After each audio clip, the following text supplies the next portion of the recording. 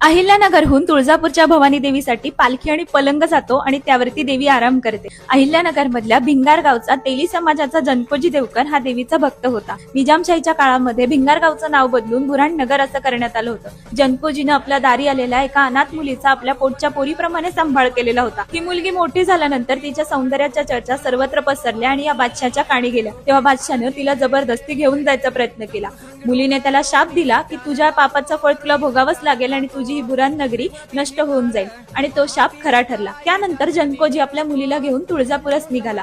आष्टी येथे आल्यानंतर मुलीनं त्याला आपलं खरं दैवी रूप दाखवलं आणि ती गायब झाली। जनकोजी मात्र आपल्या मुलीच्या भेटीसाठी व्याकुळ झाला होता। तुळजापुरातल्या एका विहिरीवरती उभं राहून त्याने देवीला हाक मारली आणि म्हणाला की तू जर आता मला पुन्हा दर्शन दिलं नाही तर मी या विहिरीमध्ये उडी मारून जीव देईल। देवी त्वरित धावून आली आणि म्हणाली की मी आता पुन्हा येणार नाही, पण तू पालखी आणि पलंग घेऊन तुळजापुरात ये। तुझ्या पालखीवरती बसून मी मिरवेल आणि तुझ्या पलंगावरती आराम करेल। तेव्हापासून जनकोजीचे वंशज दरवर्षी तुळजापुरामध्ये पालखी आणि पलंग घेऊन येतात। सीमा उल्लंघनानंतर देवी या पलंगावरती आराम करते।